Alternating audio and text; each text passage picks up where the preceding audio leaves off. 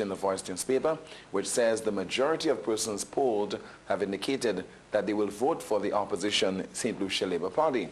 Mr. Rufus Bosque has questioned the legitimacy of the poll and wants the Voice to name the person who commissioned the poll and describe the methodology used and the constituencies that were targeted. Here is DBS's Pete Ninfal. One of the questions posed in the poll was if elections were held soon, which party would respondents vote for?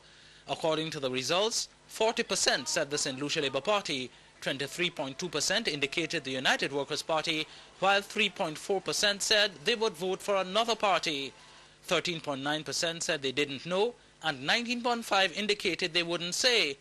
But St. Lucia's Foreign Minister is not convinced and questions the legitimacy of the results.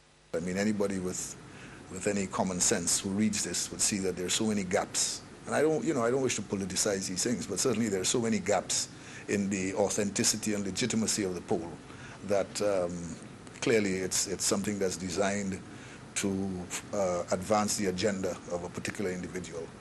And I think that the DNA of that individual is all over that poll, and solutions ought to take that for what it is, something not even worth considering. Although the Voice newspaper says the poll used a statistically significant sample to establish a baseline of opinion, Mr. Bosque believes that to be credible, it must provide specifics.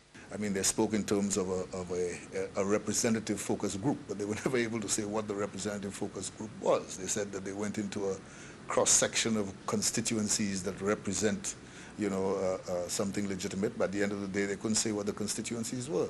We don't know who the pollster is, who is the person analyzing the information, who are the people who went out, where did they go, how many people did they interview. I mean, there are just so many gaps in this thing. It's really absurd. The Voice newspaper says the results of the poll indicate that the opposition Labour Party enjoys an advantage over the ruling United Workers' Party in terms of declared voting intentions. The conclusion, it says, must be tempered, however, by consideration of the responses of the significant percentage who chose not to reveal their opinions, as reflected in the don't know and won't say categories. According to the poll, crime, safety and security were the #1 concerns of respondents, 32.7%, followed by economic survival and jobs, 31.5%. General elections are constitutionally due in St. Lucia no later than March 6th next year.